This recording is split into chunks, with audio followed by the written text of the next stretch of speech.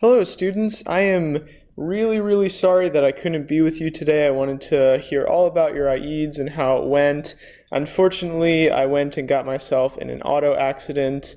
I am okay. However, my wife has broken her collarbone. Say hi. Hey everyone. Yep, there she is, all injured up. Because I love her way more than I love you, no offense, I've decided to stay home and take care of her. She needs soup and to rest up and get better, and only I can give that to her. I can also give you math, though, and that's what I intend to do through this lesson. So, first of all, I have a PowerPoint slide up here, as always. I'll just kind of tell you what's going to happen through this period. So first of all, I need to give you the notes on 1.7. I was intending to do this not at all through a video. I was just going to do it lecture style, but you got a video again because I'm injured and this is the only way I can do it. After that, you're going to do what's called a ticket out the door, which is basically just a really small worksheet. I will collect it and give you a correctness grade on it, so make sure to do a really good job on that. Now, after that point, I would usually have an assignment for you to get started on. However, do I have my Algebra 2 book with me? No, I don't. And so I don't know what problems to assign you. I have, however, made a homework video for you, kind of extending 1.7. So after we're done with the notes, if you would like to pull out your cell phone, or even if you can convince the substitute to watch it as a class, you can do that as well. In any case, you can get started on watching the 1.7 video. Tomorrow, on Friday, you'll be working on problems out of section 1.7. There will be a test Wednesday of next week, so just be ready for that. This is the very last new section, so we'll do the problems tomorrow, and then Monday and Tuesday we'll do a little test review to get you guys extra ready for the test. So for now, hopefully you're thinking like I'm taking notes, and so you've pulled out your small notebook. Just take a second and get the section header down. This is section 1.7, solving absolute value equations and inequalities. The essential question for today is, what is another way of representing the true nature of absolute values? Because if we know what the true nature of absolute values is, that will help us later on when we need to solve equations like this. Because you guys are pros at solving equations, but I'm guessing you don't remember how to do it with absolute values. I usually, in fact, forget and have to remind myself. So I'm going to remind you how to do them today. Now, like I said, we need to talk about what the true nature of absolute values is, because that's going to help us to understand how to solve them. So keep in mind that when we have the absolute value of -4, that means that the answer is 4. And there are two explanations for this. Your first explanation could be something like, hey, the absolute value just takes off a negative if it's there. The other more mathematically logical explanation is that, hey, the distance that -4 is away from 0 on a number line is 4. And so the absolute value of -4 is 4. Also, the absolute value of 4 is 4.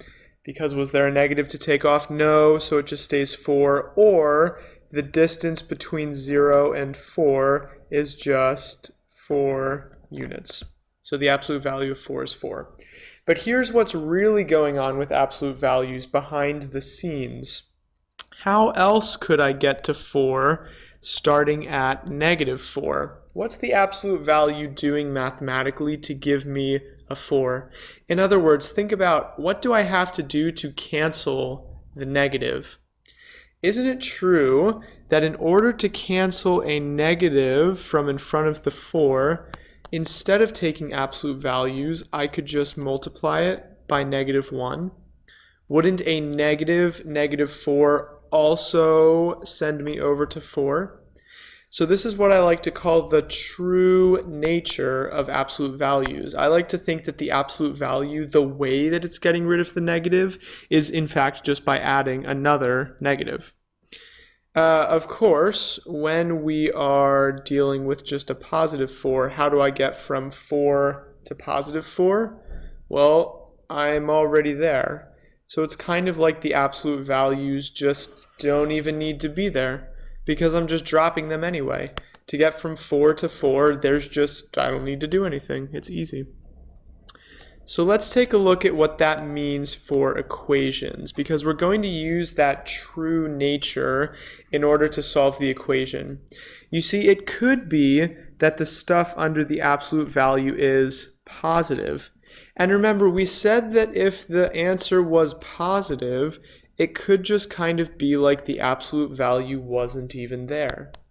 So if in fact the stuff under the absolute value is positive, isn't it true that I don't even need the absolute values, right? Because what if under the absolute values was positive 21? It might as well be that the absolute values weren't even there. So to solve this equation, I'm going to assume that there are no absolute values, and then it's easy. I can just add 6, so 3p equals 27, and then I can divide by 3 so that p equals 9. Nice. But the answer under the absolute values might not be positive. It might actually be negative, right? I know that if there's a negative 21 under the absolute values, that would also give me the answer of 21.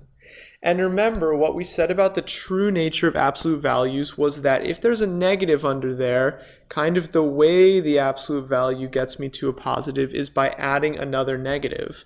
So bear with me here. There's going to be a second answer because there are two different ways of getting to 21, either negative 21 or positive 21.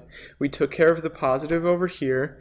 Assuming that there's a negative under the absolute value, isn't it true that the absolute value would kind of add another negative to cancel it out? So do you see what I just did there? I just split up my equation. Assuming there was a positive under, I took off the absolute values. But assuming there was a negative under, I added a negative in front in order to cancel. So now let's go ahead and solve this one. In order to, well, let's just distribute that negative through.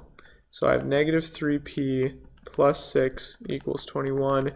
From here it's easy, subtract 6, so negative 3p equals 15.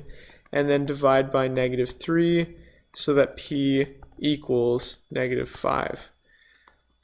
So there are actually two different answers, and it came from the fact that I could have a positive or a negative under the absolute value. Every single time you do a problem like this, you are going to perform that split. So let's do the next one. And from now on, since we're using inequalities, remember we have to graph. So what I'm going to do for this one is I'm going to split it up just like I did my other problem, my first example. That's what we're going to do with every single absolute value. That's the trick of the equation. It could be that there's a positive under the absolute value, so I can just take them away. It could also be that there's a negative under the absolute value. If there's a negative, remember what the absolute values do to cancel that is they add a second negative to cancel it out. And if my explanations aren't making sense, that's fine. Just know that you need to split it this way. One where you take off the absolute value, one where you add a negative. You can get it that way without really knowing what's going on. So let's solve each equation. Here, easy. Subtract 10. H is less than or equal to 0. The other one, here's something that I can do. What if I divide by negative 1? Isn't that going to cancel the negative there? So I have h plus 10 and negative 10. Remember, negative dividing by it causes me to change this direction. So now I have greater than or equal to. And to finish it, I need to subtract 10, so h is greater than or equal to negative 20. Now let's go ahead and graph this because we need to see what's going on here. I have two values. I have 0, let's put it up here. I have negative 20, let's put it down here. And I'm choosing a closed dot in each case because I have the equality. So that means that h really can equal 0 and negative 20. From negative 20, I need h to be bigger than it. I need h to be greater than negative 20, so that I'm going to draw my arrow going in this direction. But from 0, I need h to be smaller than it, so I'm going to draw my arrow in this direction. And as you can see, an in-betweener type graph emerges. So here would be my final mathematical answer, and the graph ends up looking like an in-betweener. Interesting. Let's do one last example. Remember that the trick for these absolute values is to split them. So I'm going to split them into a positive, and I'm going to split them into a negative. Remember, I add the negative out front in that case. And then let's go ahead and solve. We'll start on the left side. It's always easier. Subtracting 19 gives me 5t greater than negative 12. And for those of you that freak out about dividing when you don't get a whole answer, that's fine. Just leave it as a fraction. I think this happens to be negative 2.4. So you could do a decimal if you wanted, but remember on the test, I'm not going to let you use calculators, so this would be totally acceptable as an answer. Over in the other equation, let's divide by the negative 1. I like to do that to cancel it right away. So that gives me 19 plus 5t is less than negative 7. Don't forget to switch that direction.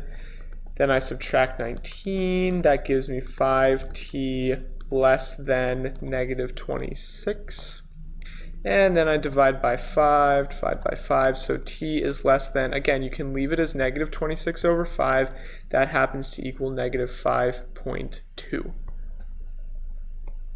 right, let's go ahead and graph what's going on here. I have, as always, two critical values, negative 5.2 and negative 2.4. I'm going to choose open dots this time because I do not have the inequality, so t cannot be either of these two values. So I have negative 26 over 5. That is lower than the negative 12 over 5. And let's see what's going on with the arrows. For the lower one, for the negative 26 over 5, I need t to be smaller than. So I'm going to shade in the left-hand direction. But for negative 12 over 5, t is greater than, so I'm going to shade in the positive direction.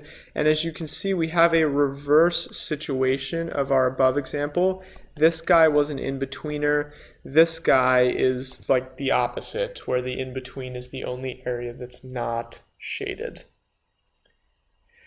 All right, now I hope that lesson made sense to you. I'm really sorry I can't be there to answer questions. If you're like totally stuck, you can try sending me an email. But just remember, to solve these equations, you just do the split. One side you drop the absolute value, one side you add the negative out front. If you can remember to do that, even if you don't quite get the explanation, you will be fine. All right, let's just take a look back at what you're going to be doing now. Remember that next you have a ticket out the door. So hopefully the substitute will pass that out to you, the ticket out the door.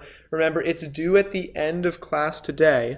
Do a good job on it. As always, you can work with the people around you, but don't get up and change seats. And you can certainly ask the teacher or classmates for help. And don't forget, your homework is the 1.7 video. You can go onto my YouTube channel to find that one, as you can with this video as well. Good luck, and I will see you on Monday. Enjoy the rest of your lesson.